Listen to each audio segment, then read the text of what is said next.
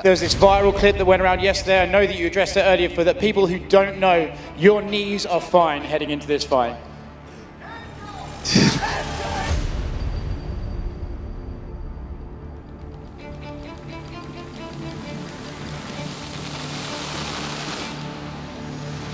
I come down the stairs backwards. Really? I go down the stairs backwards because it relieves pressure on my knees. Jesus Christ. And my daughter laughs at I think Usman slowed down a little. And then when you have wear and tear on your body and when you have the knees that go pop. I could have been sworn in court and I would have testified that Kamaru Usman's knees are shot. I got bad knees. So the fact that he walks back, I've never walked backwards down no fucking stairs. His knees are absolutely finished. There's been training camps where I can barely walk. Like walk, not training, walk. Like from the car to the house, it was in pain. It's walking on grass instead of concrete. Walking on grass instead of concrete because he's softer. Jesus Christ. And his body is falling apart. Both his knees, they have no cartilage left. None. Like, he's definitely going to need 2 knee replacements. Brother, Usman almost handicapped, brother. His knees doesn't work, his back hurts, his arm hurts, the operation everywhere, you know, like, the guy is too old and he's too slow. I've made friends with the fact that I'm gonna probably have to have my knees both replaced. Jesus. I'm gonna have my shoulders probably done. Your shoulders are fucked up too? That video of his knee popping, whether it popped or not, I don't know. Yeah. That's what makes me so nervous. He is heard saying to Justin Gaethje something along the lines of popped. One thing I think Kamaru fucked up was talking about how bad his knees are. Like, it's almost like his knees are bent forward when he walks. I'm okay with sacrificing my body, but once this desire starts to kind of dwindle down,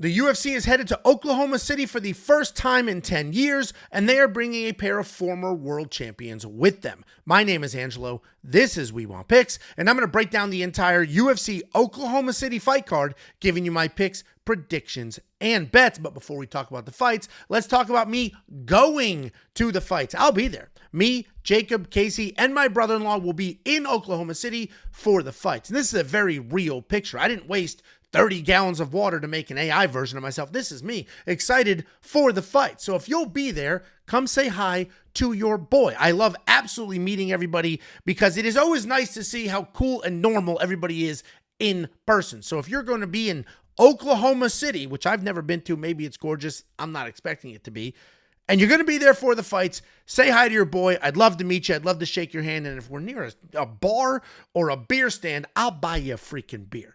Expect me, Jakey boy, and a couple of family members with me. I'm looking forward to this event. I've never been to Oklahoma City. I love when fights are in basketball arenas. We've been to enough fights to know the difference between the arenas. T-Mobile Arena actually kind of stinks for fights because it's too wide. Basketball arenas are perfect because they're very vertical, so you have a beautiful view of the cage. I'll be there. But because I will be there doesn't mean the premium is going to fall apart. While I am there with Jacob, having drinks, enjoying the fights, the website, WeWantPicks.com, will be fully updated and ready to go, not just for the Oklahoma City fight card, but future fight cards as well. If you go to WeWantPicks.com, you'll have full access to every pick, every bet, every tool, the 5 cappers, the artificial intelligence, and everything. One of those tools is the data analyzer. It allows you to manipulate data to find your spots. It's perfect for those of you who like to do your own research. We have a tape index for those of you who likes to watch the fights while you're doing your own research. We got it all lined up and ready to go. We have a fight simulator. This simulates fights 100,000 times, and it gives you the individual outputs from those simulations so you can go ahead and find your betting spots. We have a line movement tracker. This will give you opening odds, current odds, win probability, and line movement for every fighter and every card with conditional logic built in to highlight line value. Every single pick, every single bet, every single tool is available for $10. It's $10 for an entire month, and that month will not only include this card, UFC Oklahoma City, but the next card, UFC Abu Dhabi, the card after that, UFC Serbia, and then the Matthaus Gamrot Quilin Salkid fight card as well. Every pick, every bet, every tool, one package, $10. No upsell, no cross-sell, no weird tiers, no bullshit, $10. If you love it, you keep it. You hate it, cancel. It's $10. WeWantPicks.com. Let's go ahead and jump into this fight card. We only have 11 fights. We're down. We lost Kevin Holland. Now, hopefully, they find an opponent for Jacoby Smith because he's basically a local guy. He's in Dallas. It's a couple hours away from Oklahoma City, but Kevin Holland's out. There's no way this card's going to move forward with only 11 fights. So they will find a 12th fight. So if it's not in this video, make sure you check out the website or an updated video for our breakdown on whatever the hell new fight they add. But for now, we're going to open up the Oklahoma City fight card with Alden Coria taking on Stewart Nicoll, which is the biggest favorite on this card, and he honestly should be. Alden Coria is very good. He's a busy grappler. He's got a nice little single leg. He'll snatch that leg up with a slight bend at the waist, and then he'll run the pipe. On the ground, he's busy. On top, great control. He's got good scrambles. He's slick. He is primarily a grappler, but he's got some solid striking with some sneaky power, full arsenal of knees, kicks, and elbows. But while he is well-rounded, he can be a bit too calm, and he is hittable. He is coming off the decision win over Luis Garul. He's taking on Stewart Nicoll, a decent wrestler, a slick grappler. And when Stewart takes you down, he's got great control and he's always working. He's looking for positions, he's landing strikes, and he's staying busy. He's a strong guy. He used that strength really well. His striking is stiff, but he's got nice leg kicks and he's not afraid to exchange. You're going to see a bunch of knockouts on his record, but I promise you he's not doing that on his feet. Those are mostly ground and pound. He is coming off that third UFC loss in a row. This time he was knocked out by Alessandra Costa. And it's always crazy to see these young prospects come into the UFC with unblemished, undefeated records and then leave the UFC without a single win. And that's exactly what's going to happen to Stewart Nicoll. He came into the UFC 8-0 with 7 finishes. He's been a favorite in 2 of his 3 UFC fights, and now here he is winless, a 3-fight losing skid. He's about to be cut because he's definitely losing this fight. I don't see him having any success whatsoever. He won't be the better wrestler. He's not going to be the better striker. And even though this is a fist fight and technically anything can happen, that's not true. That will not be the case. Alden wins this fight. He should be minus 4,000, not minus 1,000. Get him while the getting is good. And then we have Felipe Franco taking on Levi Rodrigues Jr. First of all, if I lined up 15 people and I said, which one of these is Levi? Nobody's picking this guy. Nobody's picking this. Nobody is picking him and saying, that's Levi. I could line up every shape, shade, height of every person imaginable, and there's not a single one of you that would have said, that dude's name is Levi. Anyway, the name doesn't match the body, but the body matches the fight style. He's a heavy-handed guy. He fights like it's 2001. I mean, he's just walking forward. He's throwing baseballs with both hands. Every single punch is with 100% effort, and he's throwing them from his hips. He's got solid takedown defense. He does a really nice job stuffing takedowns and then throwing bombs instead of just like the little pitter-patter bullshit. You're not going to see much grappling out of him, but if he does end up on top, he's immediately raining down hammer fists and looking to get you out of there. He is coming off that Contender Series win, but that was overturned because this dude is a drug user. He's taking on Felipe Franco, a grappler who wings punches like crazy. He shoots takedowns and then he chills. He has finishes on his record, but they're mostly against horrendous competition. He's got solid top control. When he is on the ground, he's got good pressure. His striking is pretty bad, but he does throw hard. Physically, he's a beast. But as we saw in his Contender Series fight, he's more of a hammer than a nail, and he lost that fight after he was winning. He lost with 12 seconds left. He is coming out the decision loss to Mario Pinto in his UFC debut. I think these guys are basically the exact same fighter. They both throw punches from their hips. They both chase knockouts. They both only beaten regional bums. There's absolutely no way to be confident in any direction in this fight. Levi definitely has more power, but Felipe's the more well-rounded guy, and he will actively look to wrestle. So I'm going to pick him. I'm going to pick the dog here. I'm going to pick the person who didn't fail for using steroids, who also has takedowns and more than twice the amount of fights. That's who I'm picking. Felipe Franco is going to be the pick. And we saw him against Mario Pinto. Like, he's not terrible. Mario Pinto's a pretty good fighter, and he was able to get through that.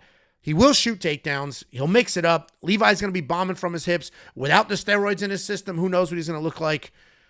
Do not bet on this fight. Like, I'm picking Felipe, and he's a pretty big underdog here, but let's just leave it at a pick. You don't need to bet on every single fight. This will be sloppy. It will be a slug fight. It'll be entertaining, but betting on it would be a wild ride. Speaking of drug users, speaking of failed drug tests, we got Alvin Hines taking on RJ Harris. Alvin Hines, steroid user. A steroid-using heavyweight. He comes forward, he throws sloppy, big heavy 1-2s, and then immediately looks to wrestle off the cage. He's slow, but he is strong and he is gritty. If he gets you to the ground, he's got solid pressure. He has no issues playing a jiu-jitsu game. He is incredibly tough, and he can take a beating for a full 15 minutes without slowing down. He is coming off that decision loss to Jonathan Deniz about a year ago. He's taking on RJ Harris, a big dude who swings like a big dude. No one will ever watch an RJ Harris fight and be like, wow, what a beautiful combination that guy just threw. But they will watch it and be like, that big dude just knocked out that fat guy.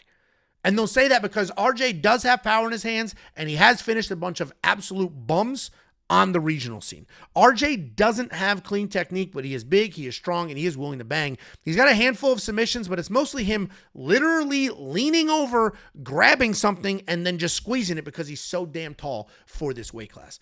Alvin Hines, as I mentioned, coming back after a year-long suspension because he pissed hot. He has multiple banned substances in his system, including straight-up anabolic steroids. The reason he only had a 1-year suspension instead of a 2-year is because he was taking those illegal drugs out of competition and before he signed with the UFC. To me, it's kind of a weird line in the sand. Like, you either do the drugs and you piss hot or you don't. But here we go. They got a cupcake deal. And he also got a cupcake fight because RJ is big and he's tough, but he's not good. And while Alvin also isn't good, he is ridiculously tough. He's got great cardio and he can wrestle. I'm expecting Alvin to move forward, not get knocked out by a couple of wild punches, and then get this fight to the ground and take over. Also, this is somewhat short notice for RJ Harris. That's why we don't have odds here. When we get the odds, I honestly might place a bet on Alvin. Like, I know I just told you in the fight before this, you don't know the outcome. Don't bet on it. You don't have to bet on every fight. If Alvin Hines is a dog or even remotely close to even money, I will bet on him because while he's a steroid user, while he's been suspended for a year, and while Jonathan Deniz kind of beat the absolute shit out of him, we saw how ridiculously tough he is, and he will shoot takedowns, and sometimes that's just all you need. Then we have Seok taking on Jean-Paul Lebosnoyani.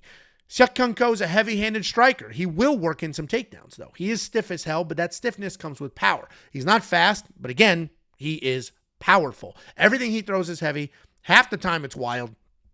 Decent sprawl. If he is taken down, he doesn't have much to offer. He's a fun guy to watch. He can certainly find power in any exchange. He's got that weird stance, which does leave him open, but it can be frustrating for his opponents to manage that range. He is coming off that decision win over Phil Rowe, where he had a bunch of nice takedowns and some really good control. He's taking on a Jean-Paul Lebosnoyani. He is a grappler by trade. Despite having an incredible knockout on the Contender Series, I promise you, dude's a grappler. His striking style is busy. He cuts lots of angles, and as we have seen, he's got big power, which is impressive considering he spent the majority of his career a weight class below here at lightweight. His grappling is very solid. He can snatch submissions up in scrambles, and he's always looking for something, but the takedowns, not very good. He has good forward pressure, big strikes, but he can be snapped back with a simple jab, and as we saw in his last fight, Phil Rowe was able to do that, but Lebosnoyani stole that decision. This should be Ko. Ko should win this fight. He's the more complete fighter. His takedowns are better. His striking is probably better. And he's more composed. I do think Lebosnoyani, though, is the more dangerous of the two. And if he just throws caution to the wind, moves forward and starts winging punches from his hips, there's a chance that he lands and things could get weird. But I don't expect Cody to get caught up in that nonsense. I don't expect him to just stand there and get hit. So he's going to be the pick. And I actually think he's going to turn into a wrestler here. And I think he'll wrestle pretty clean. So going with Ko, I don't know if I love the minus 200 odds, but I do think he gets it done. Then we have Jose Delgado taking on Austin Bashi. This is a tough fight to pick, but also a really fun fight. Jose Delgado is a rangy striker. He uses kicks to stay on the outside. When he comes in, he fights well inside the pocket. He's got power. He's got that like Mike Tyson upper body movement, and he grapples well. He's got solid takedowns and good ground and pound, but the takedown defense definitely has some holes. He's got really good power. He will take chances with some spinning techniques. Overall, a well-rounded kid who has a whole bunch of finish wins. He is coming off that split decision over Andre Feely where he was taken down, but he kind of led the way with the striking. He's taking on Austin Bashi. He is only 24 years old, but he is 13-1, and he has a wide array of wins. He has very good striking, very good grappling, all around a very solid fighter. He's definitely a better grappler than he is striker, and he's got some very real takedowns. He has no problem shooting open mat takedowns and then reshooting if it misses. As soon as he's tied up, he's working for a takedown, but he has no problem pivoting to a submission if the opportunity is there. If he's working on the legs and you reach over a little too far, he will abandon the legs and snatch the head. He is coming out that first round submission win over John Giannis. This is a tough fight to pick. It's a really tough fight to pick. But I do think where this fight is happening matters. And I say that because this could look exactly like Delgado's last fight against Andre Fili. He was taken down a handful of times, but the striking was just this much better, and there was enough margin there that the judges didn't care about the takedowns. But that was in Las Vegas, a commission who notably doesn't care about empty takedowns. And if this is happening in Oklahoma and Austin gets the takedowns, well, this commission might be a little more impressed, and they might like the control time. Austin's a good striker as well, but he definitely is going to be diving at legs immediately. And if you think he wins this fight, then you think he needs to get it to the ground. I think Jose Delgado is the overall better fighter, but I do think he's going to be taken down 3 or 4 times in this matchup, if not more. And I think because we are in Oklahoma, a commission that doesn't get a bunch of high-level MMA fights, a state that actually cares about wrestling, I think Austin Bashi could steal a close one. This is definitely going to be a decision. I think it comes down to how much those 3 judges give a shit about Austin's takedowns. And if you think that they care about the takedowns, Austin's the side. If you think they don't, and they're more progressive, and they only care about damage, then obviously you got to go Jose Delgado. I'm going to be on the Austin Bashi side. This is going to be a very stressful one. We're all just going to be waiting to see whose hands get raised, because I don't see somebody running away with this. I see it basically Austin getting takedowns, Jose winning the striking. It's going to look exactly like Jose's last fight, and it's going to look exactly like Austin's fight against C-Rod. Both of those were in Vegas where the wrestling didn't matter. We ain't in Vegas anymore. Then we got Dione Barbosa taking on Ana Melisano. This is another short notice fight. Ana Melisano is stepping up, making her UFC debut. And it's not an easy one because she's taking on Dione Barbosa. Dione Barbosa is a solid grappler. He'll throw tight strikes, look to get it to the ground. She is a judoka. So instead of shooting takedowns like a wrestler up the middle, she's going to tie you up into a clinch and then work in trips or throws. Her striking is not great, but it is fast, and it can set up a clinch, which will then lead to the takedowns. She is coming off that win over Melissa Gatto, where she lost a point for soccer kicking her in the face illegally. She's taking on Ana Melisano, a long, lean striker who loves to move forward and fire away. She can be a bit wild, but she does manage to stay technical and stay long while moving forward. She's very aggressive both on the feet and on the ground. You're not going to see a bunch of takedowns out of her, but if she does end up on the ground, she's immediately looking for a finish. She is violent, she is dangerous, but she is very green and early in her career. Anna's a fun addition to the division. I know she came through the Ultimate Fighter. I don't watch that shit unless I have to. But this is just too much too soon. Not only is this a short notice step up, it's a short notice step up against one of the tougher women in the division. There's no way she's going to move forward and just walk down Dione. If Anna gets too reckless and Dione gets a takedown, if Anna gets too reckless and too busy, then Dione gets a takedown. If Anna doesn't protect her legs, then Dione gets a takedown. All roads lead to Dione getting takedowns, and unfortunately for Anna, she might get a finish as well. I love Dione in this spot. I'm going to keep an eye on Anna going forward, but she's not going to win this fight. Dione at minus 350 feels like spectacular odds and great value at this point. And then we got the bonus. I'll give you the bonus. I will give you $50. $50. This is real money. This isn't $50 in deposit match. This isn't $50 in like bonus. No, it's actual US American dollars. And we send you $50 through Cash App, PayPal, or Venmo. And we're able to send you $50 because if you go to this URL and you use one of the affiliate links, they are going to pay me a one-time commission. So I take the commission, I split it, and I send you $50. It works for everybody. They get a new customer. I get a couple dollars. You get a couple dollars, and we all win. So go to this URL, use the affiliate link, sign up, make a deposit, and get yourself 50 real American dollars from your boy. And while we're just banging around the website doing stuff, you might as well check out Premium.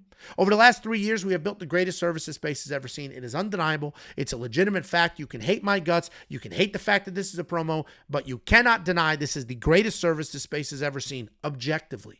Nobody else has built anything that resembles what we've built. Nobody else has a tool like the data analyzer. And you know how I know that? Because we built it from scratch. It is coded from scratch.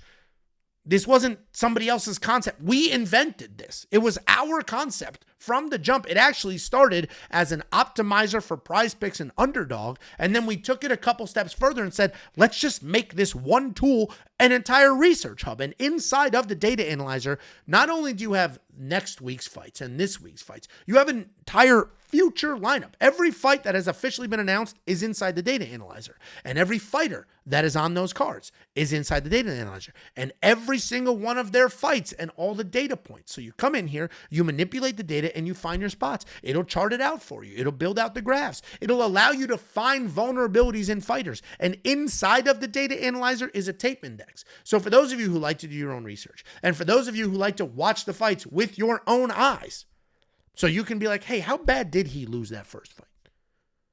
Was the striking as bad as I remember? Watch. We've got it all lined up. Just click the red play button. Video pops up. We have other tools like the fight simulator. Now, we didn't invent this because this exists elsewhere, and I encourage you to go to other sites and look at their fight simulator. If you go and you take a look, these things cost $100 to $300 a month. Ours is included for $10. It's just part of the package. This simulates fights 100,000 times, and it gives you the individual outputs. So you can see how many significant strikes are supposed to be landed throughout those 100,000 simulations. Then you can go to your sports book, look at that significant strike line, bet the over or the under. We have an optimizer. This is a normal DFS thing. It'll build fantasy lineups for you, DraftKings or FanDuel. We have now added captain's mode, and it is the only optimizer on planet Earth that has a beginner mode, because we recognize that a giant chunk of our audience are new to all of this. So instead of expecting you to know how to use all this complicated bullshit, we have a beginner mode. It'll just ask you a series of normal questions like, hey, who's your most confident favorite? Hey, any underdogs you love? And you answer those questions, and it'll do all the work for you. We have a line movement tracker. It'll give you opening odds, current odds, win probability, and line movement for every fighter on every card with conditional logic built in to highlight value. There are 45 other things also on the website, and it is all $10. It's $10 for an entire month. It is one single package for $10. And what's funny is I got a very long, well thought out comment the other day, and it said, hey, Angelo, I'm a lifetime member, so it doesn't matter, but you should probably stop saying that it'll be $10 forever because of inflation and all these other factors. Your profit is going to diminish over time, and eventually you're going to have to raise the price.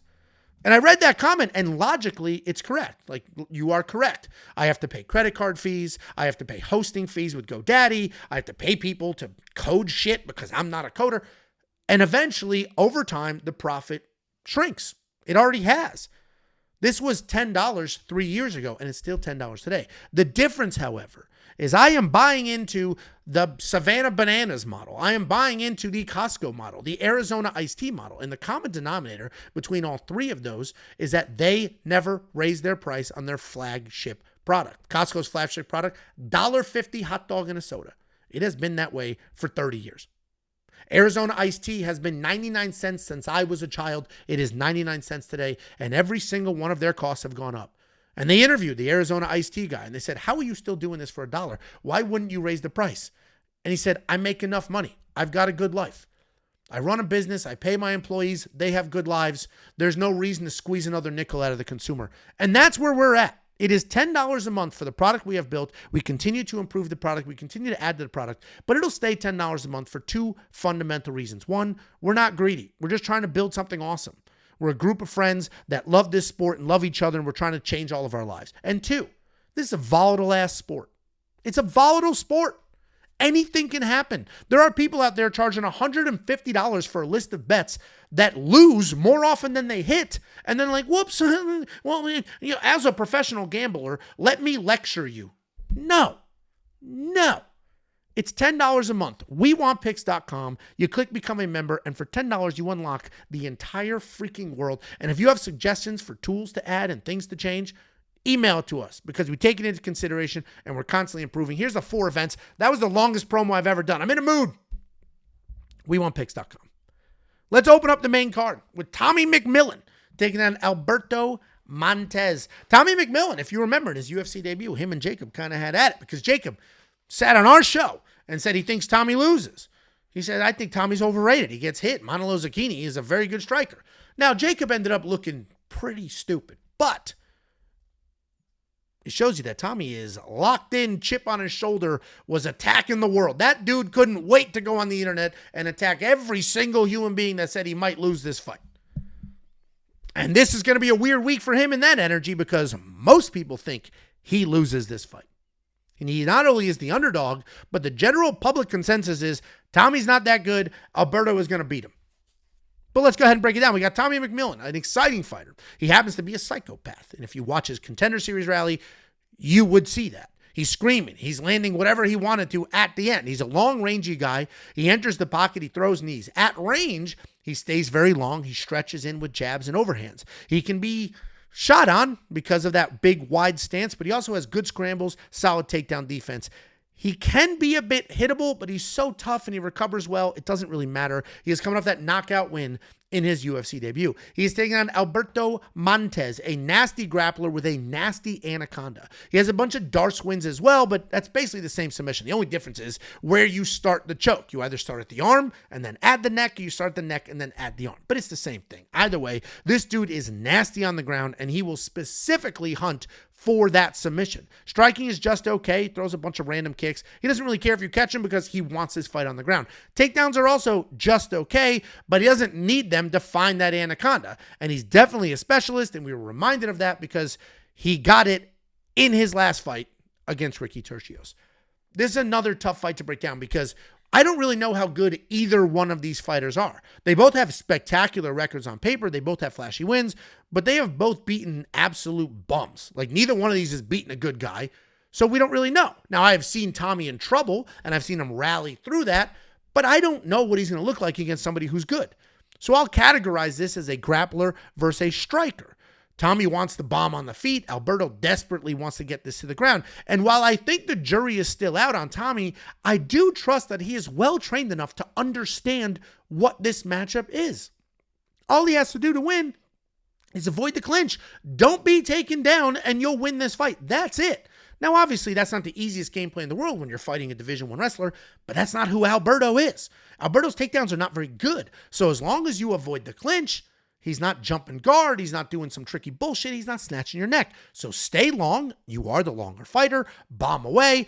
Don't engage in the bullshit, especially early when you're dry, and you should win this fight. So specifically for those reasons, Tommy's going to be the pick. I don't know if I'm going to bet here, and maybe I will, because Tommy is sponsored by Ruthless Syndicate, which is a clothing company from a couple of friends in the Northeast who have also sent Jacob and I some stuff. So if you're not supporting your fellow boys, what the hell are you doing? So we're picking Tommy for the skills, not because of the clothing sponsor. And we're also rooting for him because of the clothing sponsor. Tommy's going to be the pick. I actually think he's going to end up being a favorite, despite the public being against him here, because I think people will look at this for what it is and be like, that dude has one chance and one chance only to win this fight, and it's by Anaconda. Outside of that, what's he got? Where Tommy can actually win a few different ways. And then we got a couple of ladies. We got Tabatha Ricci taking on Fatima Kline. Tabatha Ricci, good grappler, takes her time, settles into position, look for submission, heavy on top. She got good pressure, good control. She'll ground and pound. She'll create scrambles. She'll find submissions. And the problem is, everything I just said was before she got herself a boyfriend. Before she got a boyfriend, she'd come forward, she would shoot a takedown, get you to the ground, grind, look for a submission. Then she finds herself a boyfriend. Boyfriend happens to be a professional boxer. Now Tabatha Ricci thinks she's a professional boxer. Problem is, she isn't. Her striking sucks. Now, she's in great shape, but she doesn't have the technique. She doesn't have the power.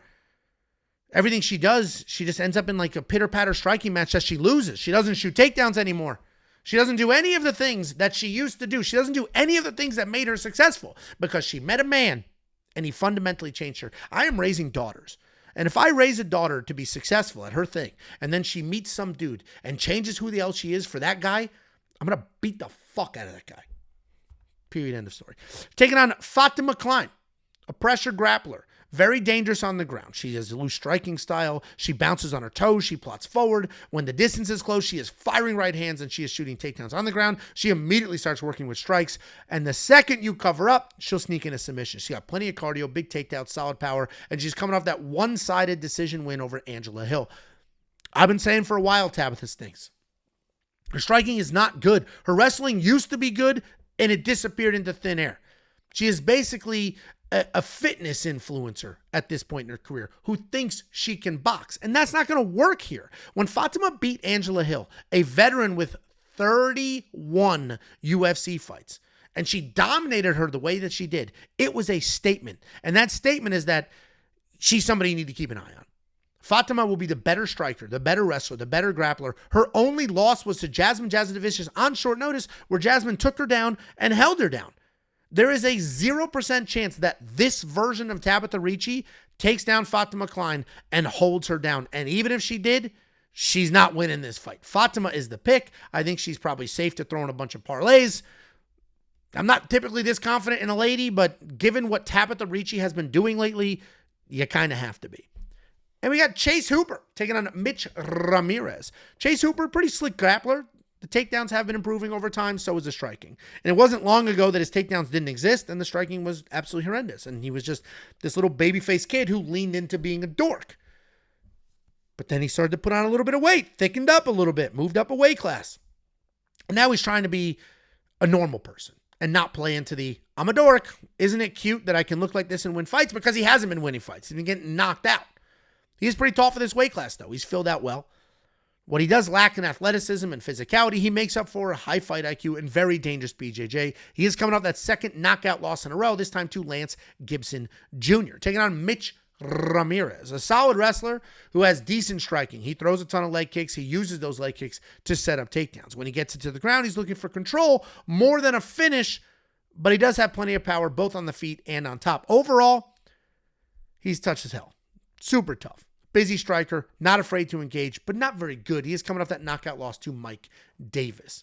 And the UFC must absolutely love Chase Hooper because they're actually doing what's appropriate. They're doing the correct thing here. They saw that Chase Hooper was knocked out twice in a row, and instead of being like, all right, we're done with Chase Hooper, let's go find some young stud off the Contender Series to beat his ass, and we'll build that guy up. They're giving Chase a very favorable matchup. They're trying to get him back in the win column to reverse the losing skid. So they lowered the level of competition, and in comes Mitch Ramirez. Mitch is very tough, but he doesn't have anywhere near the power that Chase's last two opponents had. And without the possibility for a one-punch knockout, Chase likely ends up on his back, and he ends up in trouble for most of the fight. I'm not going to sit here and say Mitch sucks because he doesn't suck. The reality is he's had a couple of unfortunate matchups in his UFC run. But that's just the way the cookie crumbles, and here's another unfortunate matchup for him. Chase Hooper should absolutely win this fight, but before we go betting on a dude that's coming off 2 knockouts in a row, let's get him in a win under his belt, and then we'll check him out in his next fight. And then we have what is probably going to remain the co-main event of the evening. We have Jared Cannonier taking on Christian Leroy Duncan. Jared Cannonier, powerful, incredibly dangerous, but also old and starting to slow down. He'll switch from southpaw to orthodox. He'll throw kicks from both sides. Solid grappling defense. He's got a great resume.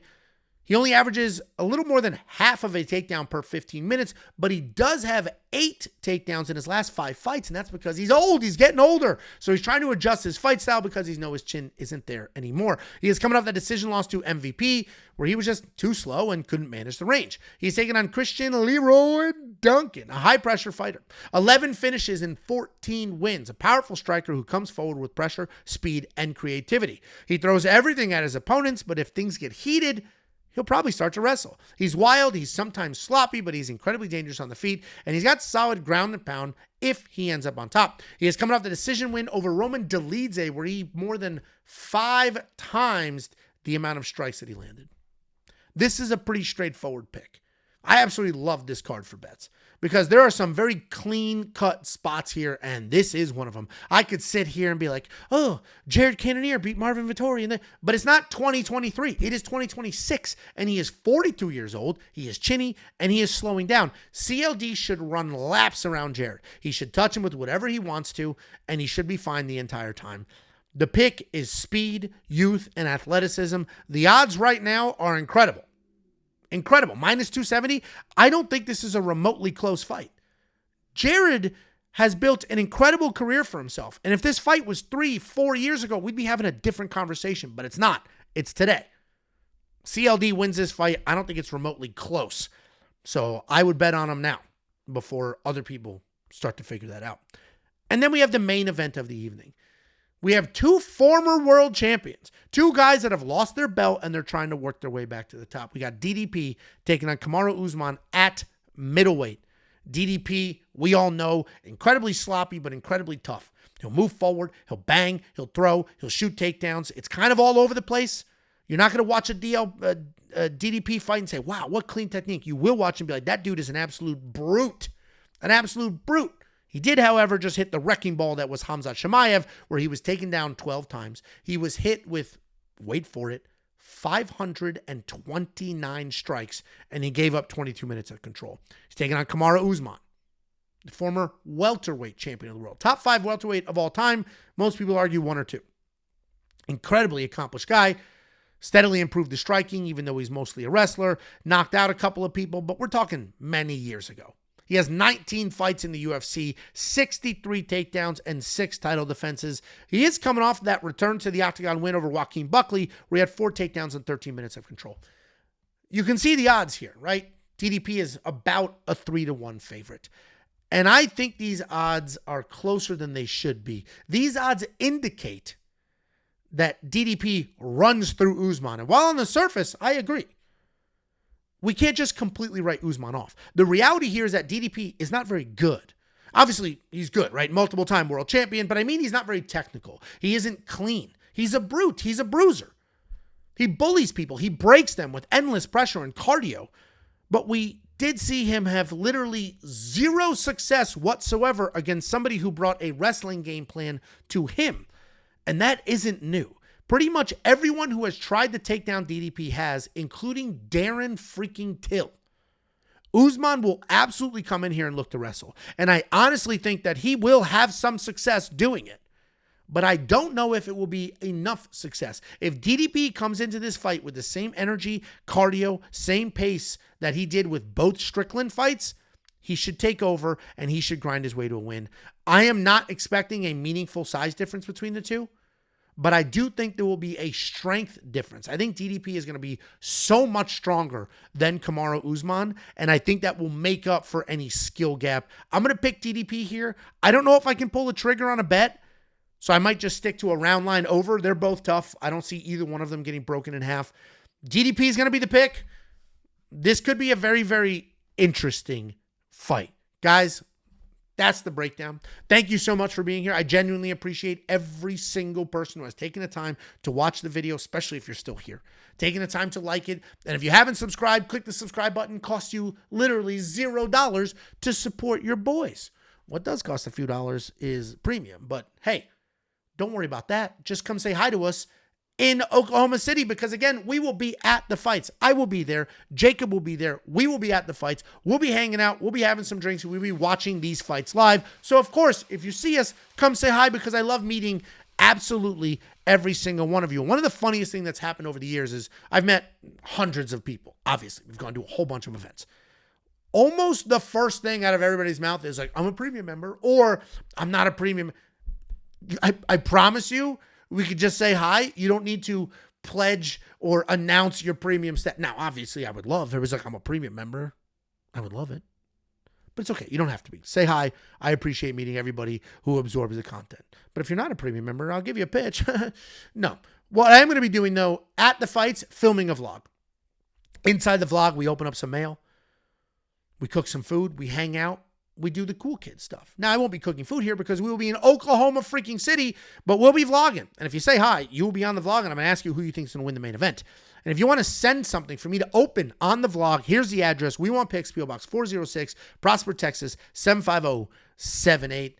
That's the breakdown, guys. Obviously, if you want to go become a premium member at the website, do it. Here's the 4 fights you'll unlock for $10 freaking. If you don't, that's fine. Like, subscribe, support the boys that way. I appreciate every last one of you. Thank you so much for being here.